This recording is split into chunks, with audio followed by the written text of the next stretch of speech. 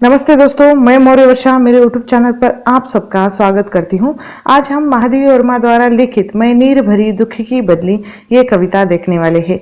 इस कविता का संकलन उनके सांदे गीत इस कविता संग्रह में किया गया है, जिसका प्रकाशन 1935 है। कहीं कहीं पर 1936 भी दिया है, आप देख लीजिए। यहाँ कवित्री ने मैं के द्वारा अपने वेदनापूर्ण जीवन की ओर संकेत किया है और दूसरी ओर एक वेदनाग्रस्त नारी के लिए यह शब्द प्रयोग किया है। यहाँ बदली के रूप में मैं आया है। इस कविता के दो अर्थ निकलते, एक प्रकृति बदली के रूप में और दूसरा कवित्री महादेवी वर्मा मैं के रूप में।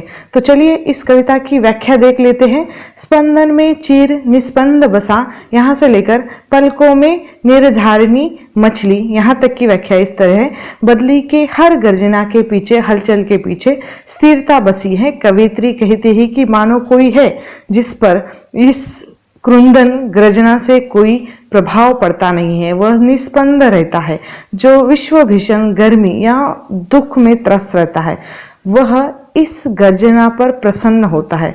बादलों में बसी विद्युत की कौंध वह दीपकों सी प्रतीत होती है। इनमें स्थित जल नदी की भांति जो प्रवाहित होने को आतुर है। अब दूसरा अर्थ ये निकलता है कि विरहनी के स्पंदन में वह चिर निस्पंदन बसा है, जो सदा से स्पंदन रहित है, स्थिर है। बादलों की गर्जना में पीड़ित और चोट खाए हुए संसार के लोगों की पीड़ा अभिव्यक्त हो रही है। ऐसा प्रतीत हो रहा है कि यह गर्जना किसी पीड़ा के स्वर नहीं, बल्कि कोई जोर जोर से हंस रहा हो, परंतु यह किसी एक प्रेमी का क्रंदन है।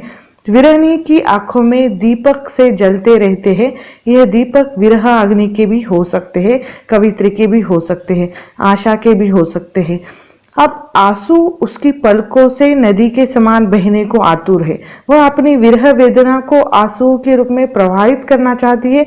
ठीक वैसे ही जैसे बदली जल बूंदों को, अर्थात कवित्री कहना चाहती है कि जिस प्रकार बदली पानी से भरी रहती है, उसी प्रकार मेरी आंखें यानी कवित्री की आंखें भी आंसुओं से भरी रहती है। आगे की पंक्ति है, मेरा पग पग संगीत भरा, यहाँ से लेकर नव जीव अंकुर बन निकली, यहाँ तक की व्याख्या इस तरह है। नीर भरी बदली अपनी स्थिति का आगे वर्णन करती हुए कहती है कि कवित्री, मेरे तो कदम कदम पर संगीत है। बिजली की कड़क, बादलों का गर्जन, उसके आने की जो प्रसन्नता में मानव जगत या पशु जगत की हलचल ही मानो उसके पग पग का संगीत है। बादलों के उमड़ने के साथ चलने वाली हवा उसके सांसें है, जिससे प्राग झरता है।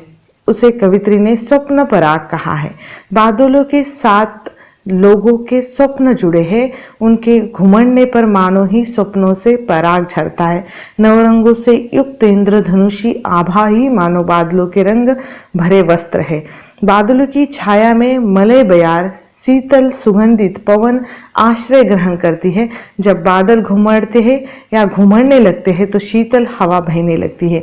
वहीं कवित्री के शब्दों में अगर मलय बयार, वह कहती है कि प्रियतम की स्मृति मुझे मलय पर्वत से आने वाली शीतल मंद सुगंधित वायु के समान प्रतीत होती है। धुएं जैसे बादल जब क्षितिज पर छाते हैं तो कवित्री को लगता है कि मानो क्षितिज की भुवों पर चिंता का भार बढ़ गया हो। मूर्त की तुलना अमूर्त से करना एक छायावाद की विशेषता रही है। उसी तरह महादेवी वर्मा ने भी यहाँ तुलना की है। यहाँ भी मूर्त बादलों की तुलना अमूर्त चिंता का भार से की गई है। ऐसी बदली जब रजकन अर्थात मिट्टी पर बरसती है तो परिणाम क्या होता है? चारों ओर नवजीवन के अंकुर फूट आते हैं। जो बीज मिट्टी के नीचे दबे पड़े थे, वे वर्षा के बूंदों के स्पर्श से अंकुरित होने लगते हैं, वह उगने लगते हैं। यह अंकुरन ही नवजीवन का प्रस्फुटन है। और जो बदली का यहाँ कहना उचित है कि वही रजकन से नवजीवन अंकुर बनकर निकल पड़ती है। आगे की पंक्तियां है, पथ को न मलिन करता आना, यहाँ से लेकर उमड़ी कल थी मिट आज चली, यहाँ तक की व्याख्या इस तरह है कि कवित्री कहती है कि विरहनी पक्ष का भावार्थ इस तरह यहाँ आता है कि विरहनी के पद चापों में संगीत है, यौवन का, रूप का, और उसकी सुगंधित सांसें उसकी कामनाओं की सूचक है। उसके रंगीन वस्त्रों में इंद्रधनुषी आभा है और वह जहाँ निकल जाती है वही सुगंध ऐसे बिखरती है मानो सुगंधित मलय बार जो चल पड़ी हो, उसकी भौहों पर उस चिंता का भार है कि प्रिय से मिलन हो पाएगा या नहीं। अंततः यहाँ हम कह सकते हैं कि जब उससे वृथा भार सहन नहीं होता तो उसकी आंखों से आंसू बरस पड़ते हैं। आवेग की अभिव्यक्ति से उसे क्षण भर को शांति तो मिलती है, उसे लगता है कि नए जीवन के अंकुर फूट पड़े हैं। आंसू बरसाकर विरहिणी मानो संसार को अपनी वेदना का वितरण करती है और उसे नया जीवन प्रदान करती है। कवयित्री अपनी विरह वेदना को लाक्षणिक शब्दावली के द्वारा यहाँ व्यक्त कर रही है।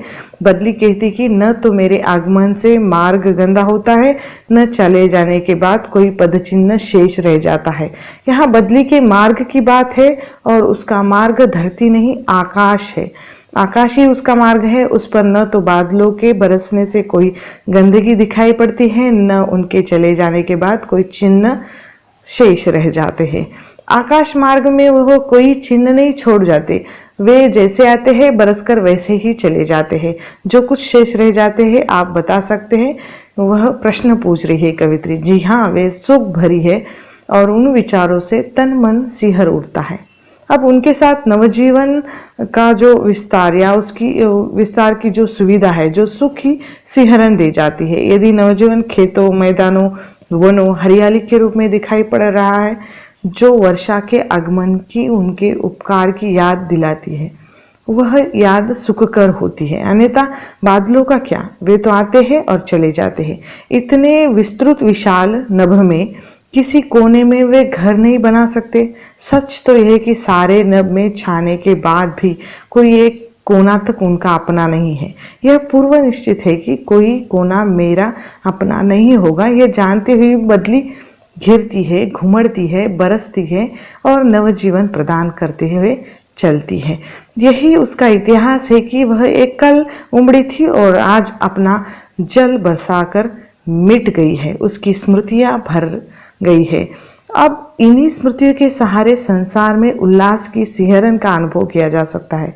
अब गीत के भाव इस ग्रहण करने के बाद हमें यह पता चलता है कि विरहिणी के पक्ष में भी अर्थ हम ढूंढते हैं, तो इस दृष्टि से इसे लक्षार्थ कहा जाता है। कवित्री ने मानो कह रही है कि संसार में सुखे आने या चले जाने से कोई विशेष अंतर नहीं पड़ता, उसका कोई पदचिन्ह तक शेष नहीं रहता। हाँ, केवल स्मृतियां जीवित रह जाती है। लोग उसकी वेदना को याद करते हैं, पुलकित होते हैं। इतने विस्तृत संसार के किसी कोने को वह अपना नहीं कह सकी। उमड़ना और मिट जाना ही मानो उसका परिचय और इतिहास है। ठीक है, तो इस कविता के जो निष्कर्ष बन पड़ते हैं वह इस तरह की विरह वेदना की अभिव्यक्ति है। कवित्री की करुणा भरी अभिव्यक्ति, मानव जीवन की वस्तुस्थिति का चित्रण, प्रकृति चित्रण के द्वारा स्व की अनुभूति कवित्री ने यहाँ की है। ठीक है, तो यहाँ पर ये कविता समाप्त हो जाती है। धन्यवाद। जय हिंद।